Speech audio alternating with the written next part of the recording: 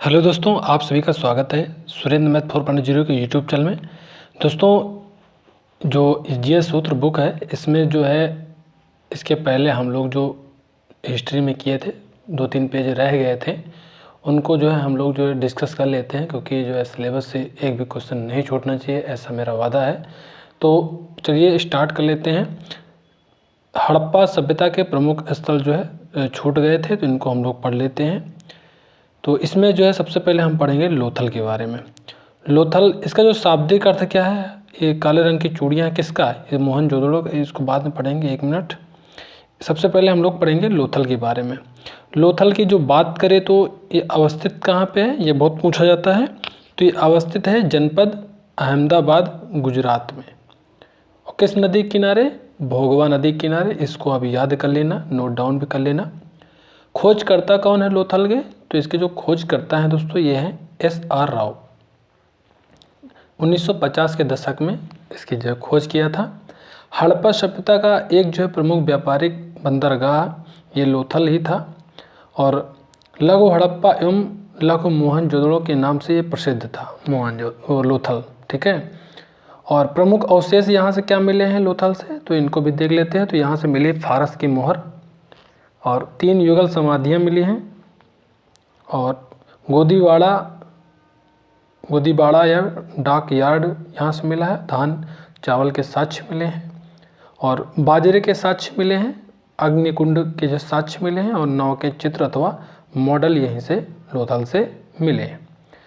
यहाँ पे हम लोग देखेंगे कालीबंगा के बारे में। तो कालीबंगा का शाब्दिक अर्थ बहुत पूछता है, तो यहाँ लिखे आके, अजीब तरह के दोस्तों ये पुस्तक है। यहाँ पे कालीबंगा यही नहीं लिख सकते थे, यहाँ लिखे आके। तो इसका जो शाब्दिक अर्थ है काले रंग की चूड़ियाँ, ये सही है। ये रिपीट मतलब रिवीजन करने के लिए बहुत अच्छी बुक है, माइंड को एकदम डाइवर्ट कर देता है। अवस्थित कहाँ पे है कालीबंगा, तो कालीबंगा जो अवस्थित है दोस्तों ये जनपद हनुमानगढ़, राजस्थान में स्थित है। और इसके खोजकर्ता कौन थे कालीबंगा के, तो ये अमलानंद घोष थे। कब किया था, तो 1950 के दशक में इसकी जो खोज किया था कालीबंगा की अमलानंद घोष जी ने। इसके उत्खननकर्ता कौन है, ये भी पूछा जाता है। तो खोजकर्ता अलग होता है और उत्खननकर्ता अलग होता है। उत्खननकर्ता कौन है, बीबी लाल एवं BK थापर ने किया था उत्खनन इसका। और उत्खनन से जो है हड़प्पा कालीन संस्कृति के जो है युग के 5 स्तर प्राप्त हुए हैं। और यहाँ से घर कच्ची ईंटों से निर्मित होते थे। कालीबंगा के जो घर किससे निर्मित होते थे, कच्ची ईंटों से। शहरी जल निकास प्रणाली का जो है अभाव यहाँ था। यहाँ से अवशेष क्या मिले हैं, इनको देख लेते हैं। तो यहाँ पे बेलनाकार मोहरें मिली हैं, अलंकृत ईंटों के साक्ष्य मिले हैं, युगल एवं जो है प्रतीकात्मक समाधियाँ मिली हैं, और सिलबट्टा और 7 आयताकार अग्निकुंड मिले हैं। मिट्टी के काले रंग की चूड़ियाँ मिली हैं। 2 फसलों की एक साथ बुआई के साक्ष्य यहीं से मिले हैं। कहाँ से, कालीबंगा से। अगला पढ़ेंगे हम लोग राखीगढ़ के बारे में। राखीगढ़ी जो है ये अवस्थित कहाँ पे है, तो जनपद हिसार के हरियाणा में स्थित है राखीगढ़ी। एक जो है प्राक हड़प्पा स्थल है। भारत में खोजा गया सबसे जो है बड़ा हड़प्पाकालीन नगर यही है राखीगढ़। हड़प्पा सभ्यता के 5 बड़े नगरों में से एक है राखीगढ़।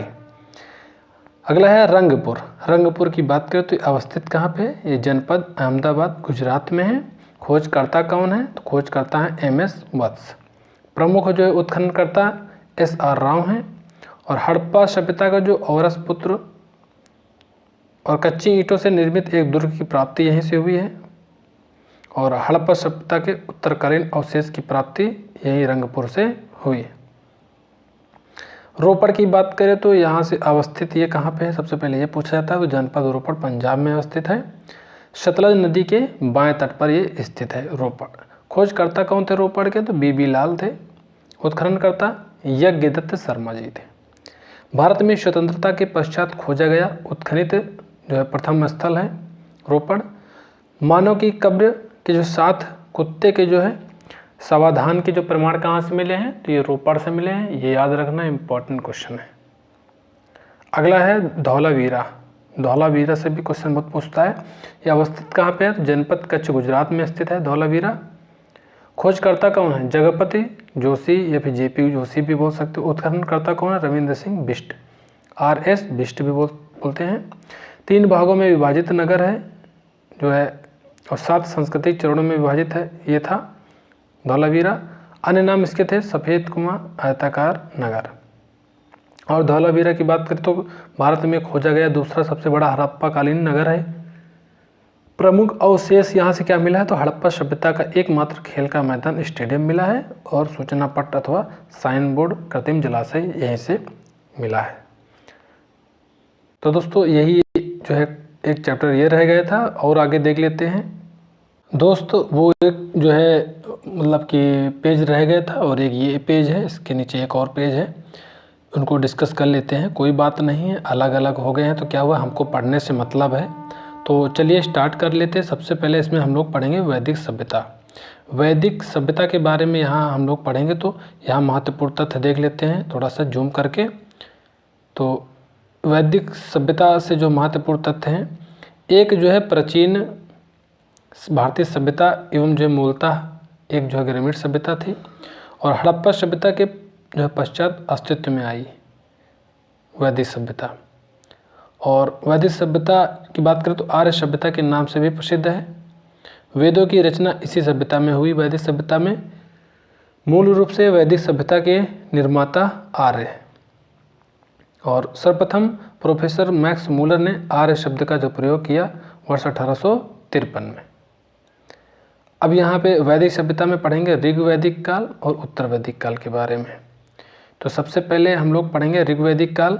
इसकी जो अवधि बहुत पूछी जाती है तो 1500 से 1000 ईस्वी तक ऋग्वैदिक काल रहा। ऋग्वेद की रचना इसी काल में हुई। इस काल की जानकारी का जो है एकमात्र साहित्यिक स्रोत ऋग्वेद है। ऋग्वेदिक जो है काल के आर्यों की जो जीवन शैली घुमक्कड़ थी। ऋग्वैदिक काल के आर्यों का जो मुख्य व्यवसाय पशुपालन था। भौगोलिक विस्तार की यहाँ पे बात करें तो आर्यों के जो है प्रारंभिक इतिहास की जानकारी का जो मुख्य स्रोत ऋग्वेद से मिलता है। ऋग्वेद में आर्यों के निवास स्थल हेतु सप्त सिंधु क्षेत्र का उल्लेख है। आर्यों का जो विस्तार अफगानिस्तान, पंजाब एवं जो उत्तर प्रदेश के जो पश्चिमी भाग तक ऋग्वेद के अनुसार बताया गया है। आर्यों ने गंगा नदी एवं जो यमुना नदी के दोआब क्षेत्र तथा इसके जो है सीमावर्ती क्षेत्रों पर भी अपना अधिकार कर लिया था। धार्मिक स्थिति यहाँ पे बात करेंगे हम लोग तो भौगोलिक विस्तार हमने पढ़ लिया है। अब राजनीतिक स्थिति पढ़ेंगे सबसे पहले। तो राजनीतिक स्थिति की बात करें तो ऋग्वैदिक काल के जो है लोग कबीलों एवं जनों में विभाजित थे। ऋग्वैदिक काल में राजा हेतु गोप शब्द का प्रयोग करा गया और ऋग्वैदिक काल में राज्य का जो मूल आधार कुल परिवार था। ऋग्वैदिक काल में बलि एक प्रकार का जो है कर प्रचलित था। सामाजिक स्थिति कैसी थी? तो ऋग्वैदिक काल में जो पितृसत्तात्मक सामाजिक व्यवस्था थी। ऋग्वैदिक काल में समाज की जो आधारभूत इकाई कुल परिवार को माना जाता था। ऋग्वैदिक काल में संयुक्त परिवार की प्रथा का प्रचलन था। ऋग्वैदिक काल में जो है वर्ण व्यवस्था का प्रचलन था। अब हम पढ़ेंगे ऋग्वैदिक काल में धार्मिक स्थिति के बारे में। तो ऋग्वैदिक आर्यों के जो देवता 3 श्रेणियों में विभाजित थे। ऋग्वैदिक काल में समस्त देवता प्राकृतिक शक्तियों के जो है प्रतीक थे। आर्थिक स्थिति कैसी थी ऋग्वैदिक काल के लोगों के? तो ऋग्वैदिक काल में जो है कृषि योग्य भूमि, उपजाऊ भूमि को उर्वरक कहते थे। ऋग्वैदिक काल में पवित्र पशु गाय आर्यों का जो मुख्य आर्थिक आधार संपत्ति थी। ऋग्वैदिक काल में सामान्यतः व्यापार वस्तु विनिमय के जो है माध्यम से होता था। ऋग्वैदिक काल में लोग लोहे से परिचित नहीं थे। अगला भौगोलिक विस्तार। मध्य देश उत्तर वैदिक काल में आर्य जो है सभ्यता के लोगों का एक जो है प्रमुख केंद्र था। उत्तर वैदिक काल के अंतिम चरण में आर्य सदानीरा नदी तक जो है विस्तृत था। धार्मिक स्थिति कैसी थी? तो उत्तर वैदिक काल में जो शूद्रों के देवता पूषण थे। उत्तर वैदिक काल में धार्मिक अनुष्ठानों एवं कर्मकांडों में जो वृद्धि हुई। उत्तर वैदिक काल में मूर्ति पूजा के प्रारंभ होने का आभास हुआ। उत्तर वैदिक काल में ऋग्वैदिक जो है कालीन 2 सबसे बड़े जो देवता इंद्र तथा अग्नि का महत्व कम था और उत्तर वैदिक काल में षड्दर्शनों का जो है बीजारोपण हुआ। अगला हम लोग पढ़ेंगे आर्थिक स्थिति के बारे में। उत्तर वैदिक काल में आर्यों का जो मुख्य व्यवसाय कृषि था। उत्तर वैदिक काल में 4 प्रकार के जो है मृतभांड बर्तन प्रचलित थे। सर्वप्रथम भूमिदान का जो उल्लेख उत्तर वैदिक काल के जो ग्रंथों से ही प्राप्त था। सामाजिक स्थिति देख लेते हैं। तो सामाजिक स्थिति कैसी थी? तो उत्तर वैदिक काल में समाज 4 भागों में विभक्त था। उत्तर वैदिक काल जो है काल में पितृसत्तात्मक सामाजिक व्यवस्था थी। उत्तर वैदिक काल में सामाजिक व्यवस्था का जो मुख्य आधार वर्णाश्रम व्यवस्था थी। उत्तर वैदिक काल में ब्राह्मण, क्षत्रिय एवं वैश्य वर्ण की ही जो है उपनयन संस्कार के अधिकारी थे। अंतिम तथा चौथे वर्ण शूद्र का जो मुख्य कार्य जो है अन्य तीनों वर्णों की सेवा करना था। धार्मिक यहाँ पे राजनीतिक स्थिति कैसी थी? तो उत्तर वैदिक काल में सर्वप्रथम क्षेत्रीय प्रदेशों का उदय हुआ। राजतंत्र उत्तर वैदिक काल में शासन प्रणाली का जो प्रमुख आधार था। उत्तर वैदिक काल में पांचाल सर्वाधिक विकसित राज्य था।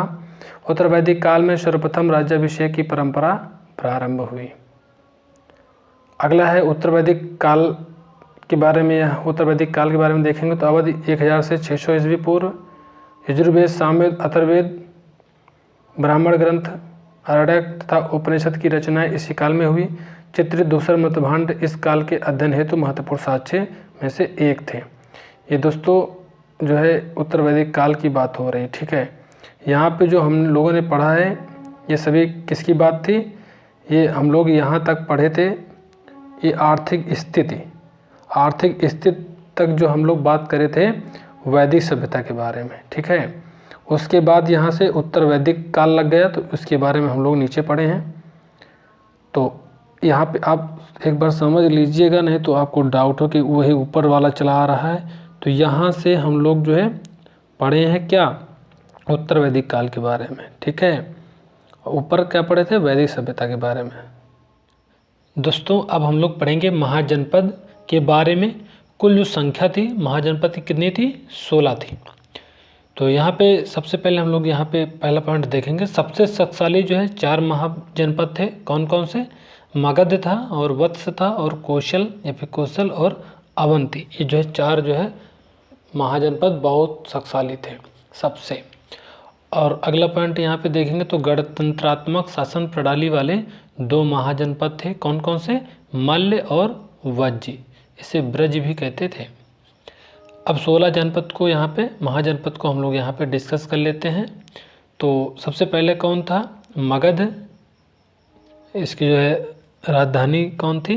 राजगृह या फिर गिरिब्रज। अगला था मल्ल, कुशीनगर एवं पावा। मत्स्य, विराटनगर। वत्स ये हो जाएगा कौशाम्बी। वज्जी, वैशाली। कुरु, इंद्रप्रस्थ, कंबोज। राजपुर, हाटक। कौशल ये श्रावस्ती या फिर कुशावती। अगला है काशी। इसकी जो है राजधानी वाराणसी थी। अंग के चंपा और अवंती के हो जाएगा उत्तरी अवंती उज्जैनी, दक्षिणी अवंती महिष्मती। अश्मक की राजधानी पोटन या पोटली थी। चेदी यानी चेती की हो जाएगा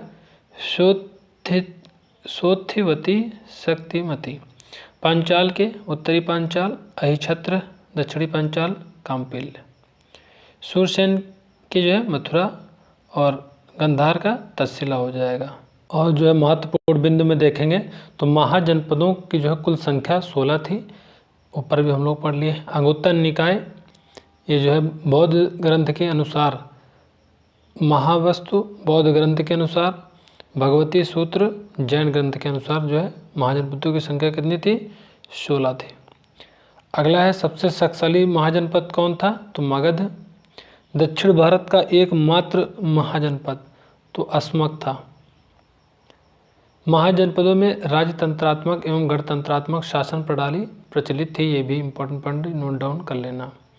अब हम लोग जो है मगध साम्राज्य का उत्कर्ष के बारे में पढ़ेंगे। तो 1 बाय 1 करके हम लोग पढ़ते हैं।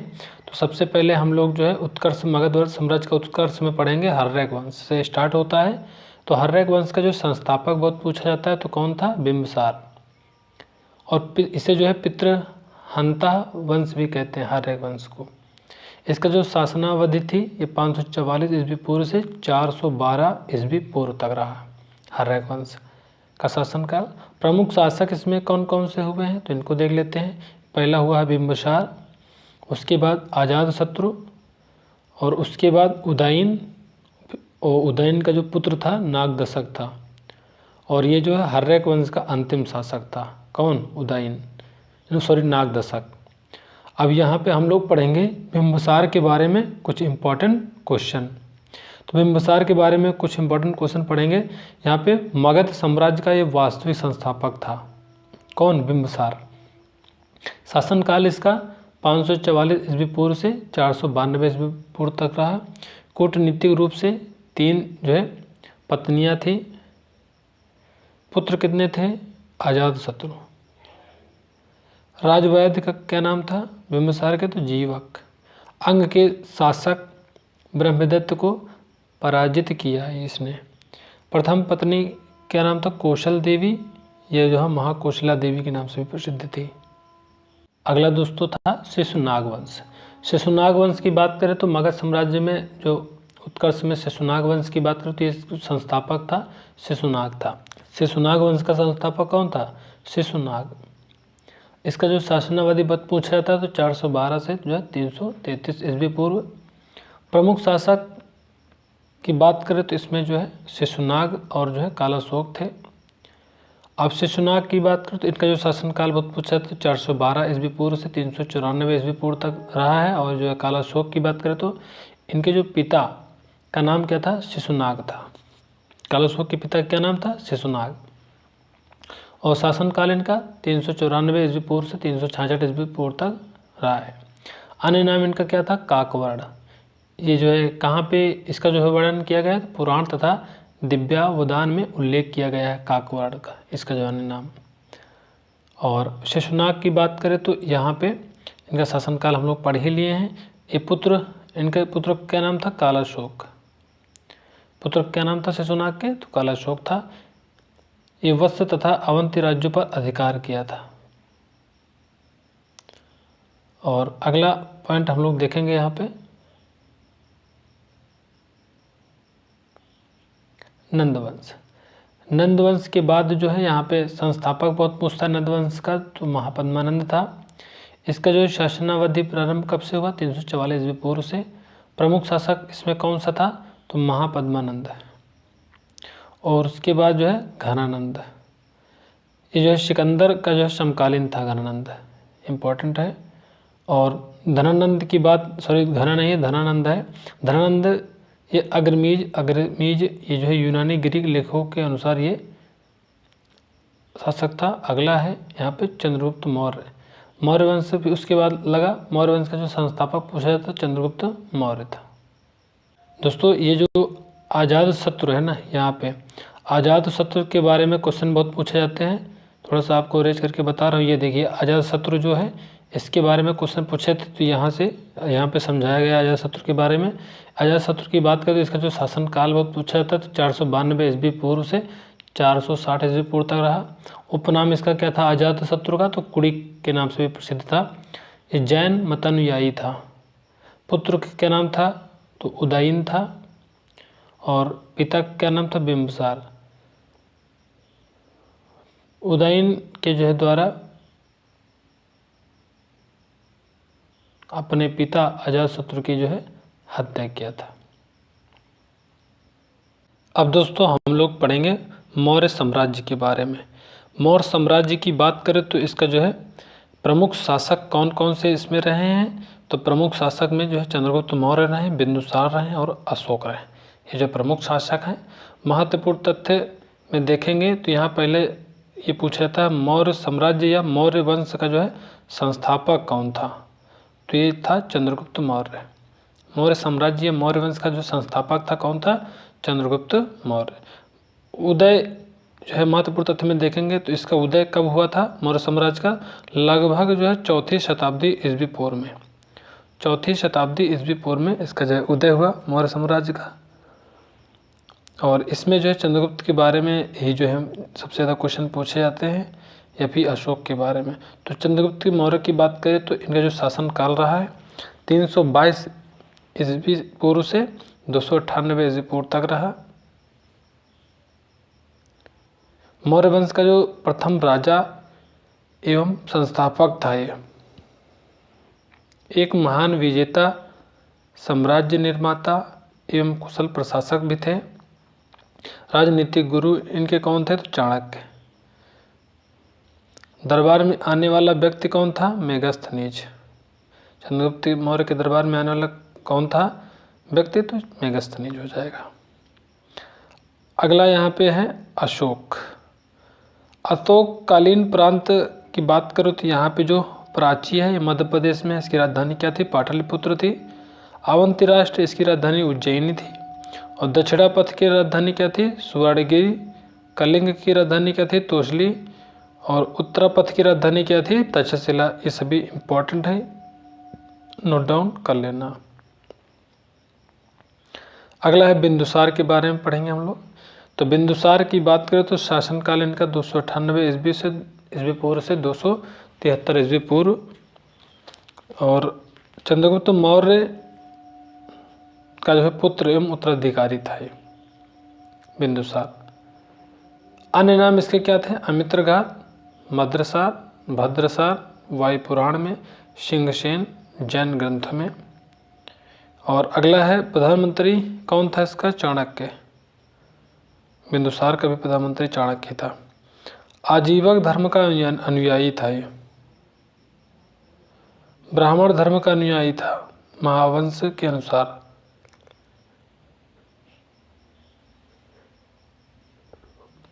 बिंदुसार के शासनकाल में तक्षशिला में 2 विद्रोह हुए। दरबार में आने वाला व्यक्ति कौन था? डायमेकस या फिर मेगास्थनीज का जो उत्तराधिकारी। अशोक द्वारा भेजे गए प्रमुख धर्म प्रचारक की बात करें तो यहाँ पे महेंद्र एवं संघमित्रा जो कि इनके पुत्र और पुत्री थे, इनको श्रीलंका भेजा। महारक्षित को यमन देश भेजा। महाधर्म रक्षित को महाराष्ट्र में भेजा धर्म के प्रचार के लिए। और महादेव को मैसूर भेजा। और मध्यम को हिमालयवर्ती देश में भेजा। मध्यांतिक को कश्मीर एवं गंधार में भेजा धर्म प्रचार के लिए। अशोक के बारे में पढ़ने वाले हम लोग। शासनकाल पूछता है 273 ईस्वी से 232 ईस्वी पूर्व इनका शासनकाल रहा है। 273 से 232 ईस्वी पूर्व। पिता बिंदुसार थे। माता का नाम था शुभदांगी। विधिवत राज्याभिषेक वर्ष कब हुआ था इनका जो है 269 ईस्वी पूर्व। प्रधानमंत्री कौन था? राधा गुप्त। राज्याभिषेक से पूर्व उज्जैन का राज्यपाल कौन जो है? ये राज्यपाल गवर्नर था। राज्याभिषेक से पूर्व उज्जैन का जो राज्यपाल गवर्नर था। सिंहासन के लिए अपने भाइयों की जो हत्या की सिंगली अनुश्रुति के अनुसार बताया जा रहा है। मास्की लघु शिलालेख में अशोक ने स्वयं को बुद्ध शाक्य कहा। राज्याभिषेक में के जो है 8वें वर्ष अर्थात 261 ईस्वी पूर्व में कलिंग राज्य पर आक्रमण किया।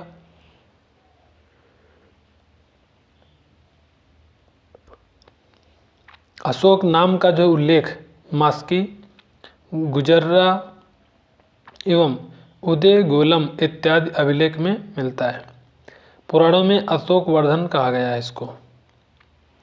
अशोक को उसके जो अभिलेखों में देवनाम प्रिय या फिर प्रियदर्शी कहा गया है। मृत्यु कब हो गई अशोक के? तो 232 ईस्वी पूर्व में। मौर्यकालीन प्रमुख मुद्राएं तो कौन कौन सी थी? तो करशापड़ थी, करशापड़ और पड़ और धारण और सुवर्ण मुद्रा और निष्क और मासक। दोस्तों ये जो हम लोग पढ़ रहे हैं ये बीच बीच में जो छूटे हुए पेज हैं, तो आप लोग परेशान मत होइए कि जो है एक सीक्वेंस नहीं है, आपको बस पढ़ना है। जो भी आपके सामने क्वेश्चन आ रहे हैं, जो भी टॉपिक आ रहा है उसको आपको मन लगा के अच्छे से तैयार कर लेना। बस आपको ये नहीं देखना कि ये जो है पहले कहाँ अशोक मौर्य वंश चल रहा था, कहाँ जहांगीर आ गए।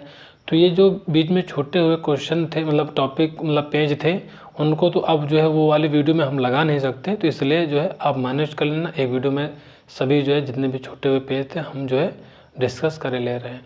तो अब उस जो वीडियो बन चुके हैं उनमें तो ये बीच में लगेगा नहीं, क्योंकि पहले जो PDF थे उसमें ये पेज नहीं थे। ये दूसरी PDF जो है में ये एक तरफ से था, लेकिन जो पहले वीडियो बन गए हैं वो दोबारा तो सही नहीं हो पाएंगे ना, तो इसलिए आप मैनेज कर लेना। तो चलिए स्टार्ट कर लेते हैं। जहांगीर के बारे में हम लोग पढ़ेंगे। ये पेज छोटा हुआ था, तो ये इनका जो टाइम पीरियड रहा 1605 से शासनकाल का 1627 ईस्वी तक रहा। इनके बारे में हम जो है वन बाय वन पढ़ेंगे। तो जहाँ गद्दी पर जो है बैठते ही इसके पुत्र खुसरो ने इससे विद्रोह किया। सिखों के 5वें गुरु अर्जुन देव को फांसी लगवाई। कौन, किसकी बात हो रही? जहांगीर की बात हो रही। सिखों के 5वें गुरु अर्जुन देव को फांसी लगवाई थी जहांगीर ने। नूरजहां की माता अस्मत बेगम ने गुलाब से इत्र निकालने की विधि खोजी। जहांगीर को लाहौर में रावी नदी के तट पर दफनाया गया है। जहांगीर ने निसार नामक सिक्के चलाए थे। जहांगीर ने 1612 ईस्वी में पहली बार रक्षाबंधन का त्यौहार मनाया था। और यहाँ पे पॉइंट देखेंगे तो जहांगीर की आत्मकथा बहुत पूछी जाती है। तो जहांगीर की जो आत्मकथा थी तुजु ए जहांगीरी थी। बाद में इसे जो है मोतबिंदु ने पूरा किया। पत्नी का नाम क्या था? मेहरू निशा। जहांगीर ने इसे नूरजहां की उपाधि दी। नूरजहां के पिता की ग्यास बैग को जहांगीर ने एतमा उद्दौला की उपाधि दी। आगरा के किले में न्याय की घंटियां लगवाई। नूरजहां ने जुनता गुट का जो है गठन किया। जहांगीर का काल चित्रकला का जो है स्वर्णकाल माना जाता है, इम्पोर्टेंट है। जहांगीर के काल में आने वाले अंग्रेज का नाम क्या था? कैप्टन हाकिन 1608 ईस्वी में आया था और टॉमस रो 1615 ईस्वी में आया था। दरबारी चित्रकार कौन कौन से थे जहांगीर के काल में? तो दरबार में तो अबुल हसन, उस्ताद मंसूर, मोहम्मद मुराद, बिशन दास और अगारजा। अगला हम लोग पढ़ेंगे शाहजहां के बारे में। 1627 से 1658 ईस्वी तक इनका शासनकाल रहा। तो इसमें से हम लोग स्टार्ट करेंगे। तो शाहजहां ने मयूर सिंहासन का निर्माण जो है कराया। इसे जो है तख्त-ए-ताउस भी कहते हैं। 1739 ईस्वी में ईरान का शासक नादिर शाह मयूर सिंहासन को लूट ले गया। पत्नी क्या कौन थी शाहजहां के? तो ये जो शाहजहां की जो पत्नी थी ये अर्जू मंदबानो बेगम। बाद में शाहजहां ने इसे जो मुमताज महल की उपाधि दी। शाहजहां का काल ये जो है कि बात को संगमरमर का काल कहा जाता है और वास्तुकला का स्वर्ण काल कहा जाता है और जो है किसानों का ऐतिहासिक का जो काल कहा जाता है। इलाही संवत के स्थान पर हिजरी संवत लागू किया शाहजहां ने। और अगला है, यहाँ से पढ़ते हैं स्टार्ट से। ध्रुपद शाहजहां का प्रिय जो है राग था। ये राग क्या है? ध्रुपद शैली राग था। अगला है, संस्कृत के जो है महान कवि जगन्नाथ थे। इनको महाकवि राय की उपाधि दी। हिंदू तीर्थ यात्राओं पर कर पुनः लगा दिया। अगला है, शाहजहां ये दरबारी कवि पूछता है तो सुंदरदास चिंतामणि कवि चंदाचार्य था। शाहजहां ने अपनी राजधानी आगरा से दिल्ली स्थानांतरित की। इसने जो है सिजदा प्रथा को समाप्त करके चहार तस्लीम प्रथा चलाई। अगला है, शाहजहां के 4 पुत्र थे, इनको भी देख लेते हैं। तो पहला कौन था? दारा शिकोह। अगला है शाह शुजा, औरंगजेब और मोहम्मद मुराद। तो दारा शिकोह की बात करें तो इसने जो है उपनिषद का जो है फारसी में अनुवाद किया था। लेन पूल ने इसे जो है लघु अकबर कहा था। शाहजहां ने इसे जो है शाह बुलंद इकबाल की उपाधि दी। अब हम लोग पढ़ने वाले शाहजहां के पुत्रों के मध्य उत्तराधिकारी युद्ध। तो सबसे पहले युद्ध पढ़ेंगे बहादुरपुर का युद्ध। ये कब हुआ था? 1658 ईस्वी में हुआ था। शाह शुजा और दारा शिकोह के बीच हुआ था। अगला है धर्मत का युद्ध 1658 ईस्वी में हुआ था। औरंगजेब प्लस मुराद तथा दारा शिकोह के बीच। सामूगढ़ का युद्ध 1658 ईस्वी में हुआ था। औरंगजेब प्लस मुराद तथा दारा शिकोह के बीच। अगला हुआ था देवराई का युद्ध 1659 ईस्वी में हुआ था औरंगजेब व दारा सिकोह के बीच। अगला हुआ था खानवा का युद्ध 1659 ईस्वी में हुआ था औरंगजेब एवं जो है शाह शुजा के बीच। औरंगजेब 1658 से जो है 1707 ईस्वी इनका जो शासनकाल रहा। 2 बार राज्याभिषेक हुआ, पहला जुलाई 1658 में, दूसरा जून 1659 में। मृत्यु कब हुई? 1707 ईस्वी में अहमदनगर औरंगजेब को दौलताबाद में स्थित खुलदाबाद में दफनाया गया। 1686 ईस्वी में बीजापुर, 1687 ईस्वी में गोलकुंडा को जीता। अगला है रबिया उद दौरानी का जो मकबरा औरंगाबाद महाराष्ट्र में जो है बनवाया गया। इसके जो अन्य नाम कौन से हैं? ताजमहल की फुहड़ नकल, द्वितीय ताजमहल, दक्षिण का जो है ताजमहल। उपाधियाँ इनको जो आलमगीर और जिंदा पीर के जो उपाधियाँ मिली हैं, औरंगजेब को उपाधियाँ कौन कौन से मिली हैं? आलमगीर की और जिंदा पीर की। और अगला पॉइंट है जजिया कर 1679 ईस्वी में दोबारा शुरू किया औरंगजेब ने। नवरोज उत्सव तथा झरोखा दर्शन समाप्त किया। संगीत पर प्रतिबंध लगाया। अगला है पत्नी दिलरास बेगम थी औरंगजेब की उपाधि राबिया उद दौरानी की उपाधि मिली। इसके जो समय हिंदू मनसबदारों की जो संख्या सर्वाधिक थी। सिखों के 9वें गुरु तेग बहादुर की हत्या करवाई थी औरंगजेब ने। अगला है भक्ति आंदोलन। भक्ति आंदोलन की बात करें तो यहाँ पे स्टार्ट से हम लोग देखेंगे। सूफी आंदोलन के 2 भाग प्रमुख संप्रदाय थे, सगुण संप्रदाय और निर्गुण संप्रदाय। सगुण संप्रदाय के जो भक्त कौन से थे? तो तुलसीदास, नाभादास, निम्बार्क, वल्लभाचार्य, चैतन्य, सूरदास, मीराबाई।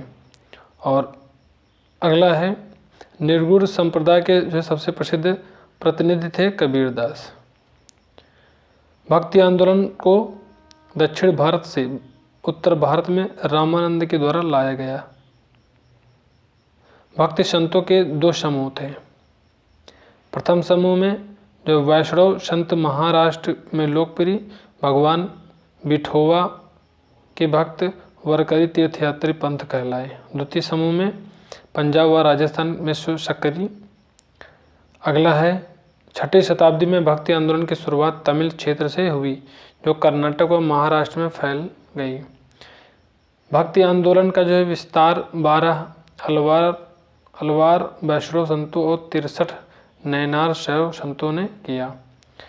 शंकराचार्य के जो है अद्वैत दर्शन के विरोध में दक्षिण में जो है वैष्णव संतों द्वारा 4 मतों की स्थापना हुई।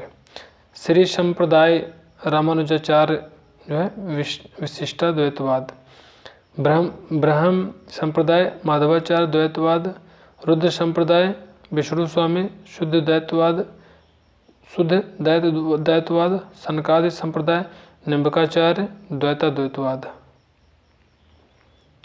अगला है भक्ति आंदोलन से शैव संत अप्पार ने पल्लव राजा महेंद्र वर्मन को शैव धर्म स्वीकार करवाया। तो यहाँ पे हम लोग भक्ति आंदोलन से यहाँ और क्वेश्चन पढ़ लेते हैं इंपॉर्टेंट। रामानंद की शिक्षा से 2 संप्रदायों का उदय हुआ, सगुण और निर्गुण।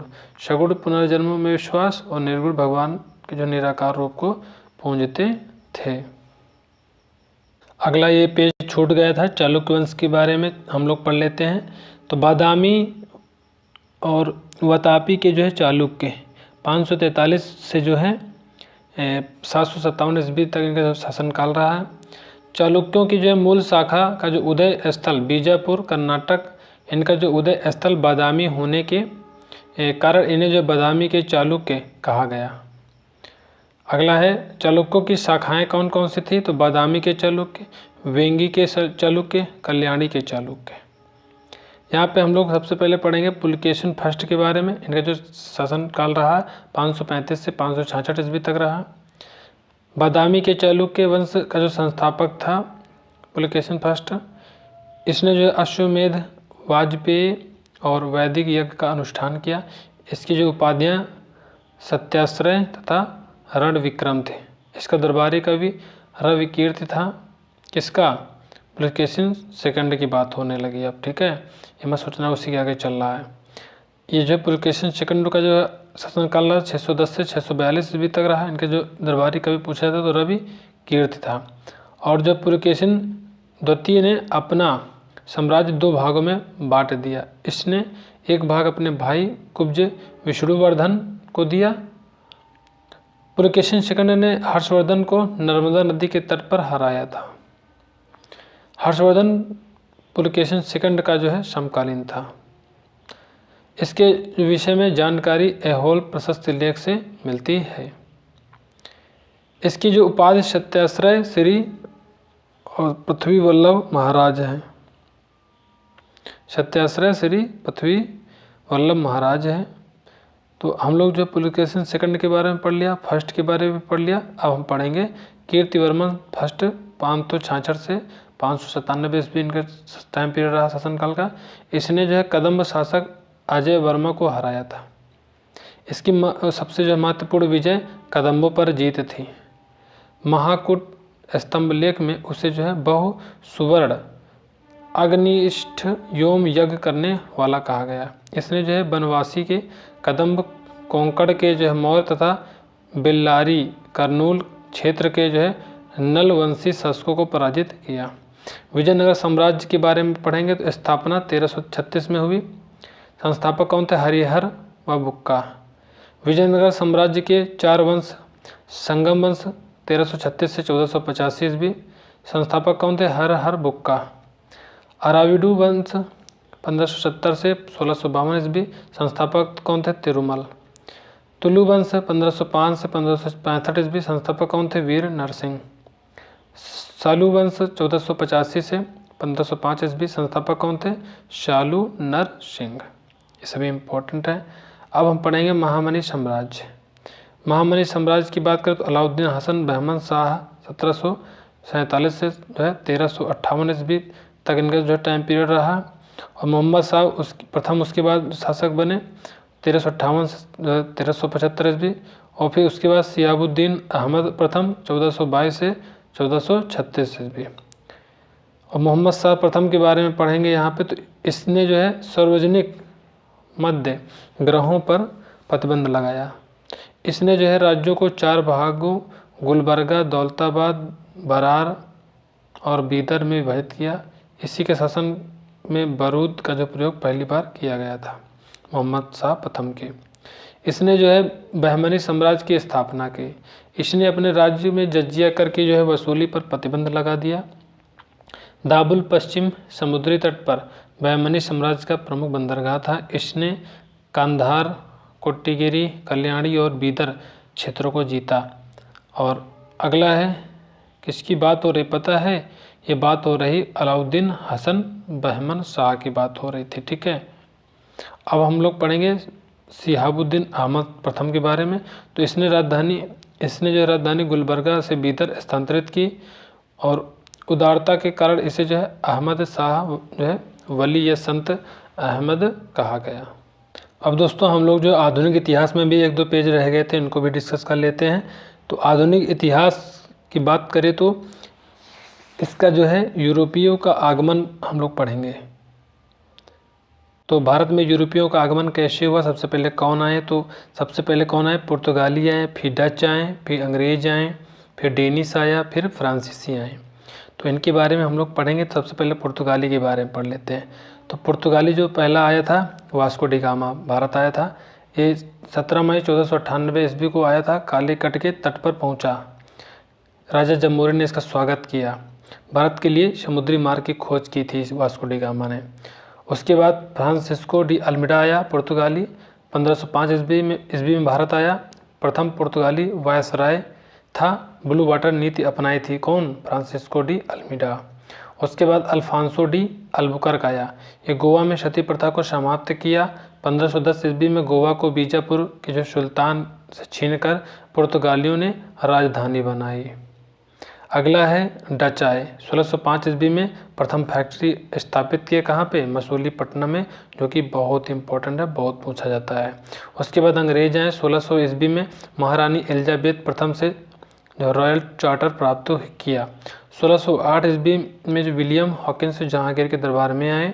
1615 ईस्वी में थॉमस रो ने जहांगीर के दरबार का जो है दौरा किया।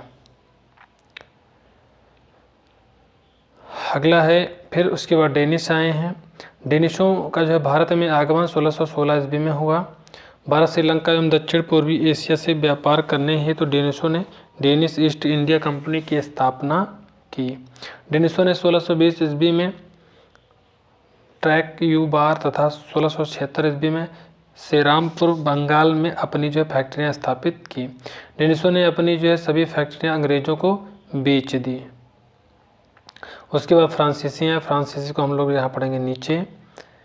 तो 1664 ईस्वी में फ्रांस के सम्राट लुई 14वें के जो है मंत्री कोलबर्ट के प्रयास से फ्रेंच ईस्ट इंडिया कंपनी की स्थापना हुई।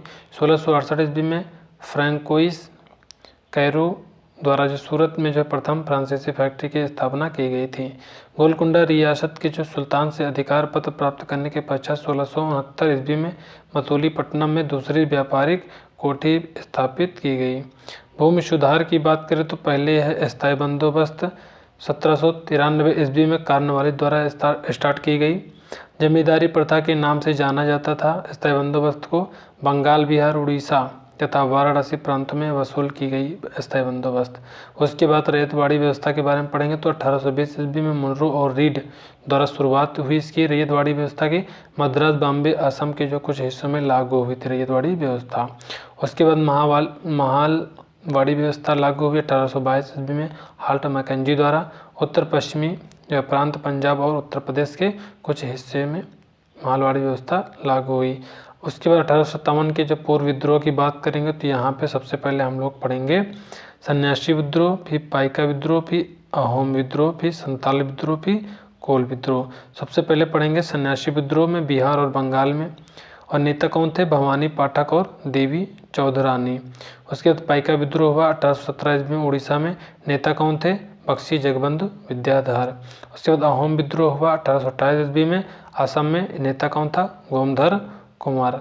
उसके बाद जो है संथाल विद्रोह हुआ 1855 से 56 में, नेता सिद्धू और कान्हू थे। नेता कौन थे, सिद्धू और कान्हू। उसके बाद जो है कोल विद्रोह हुआ 1831 ईस्वी में, नेता कौन थे, तो बुद्धो भगत।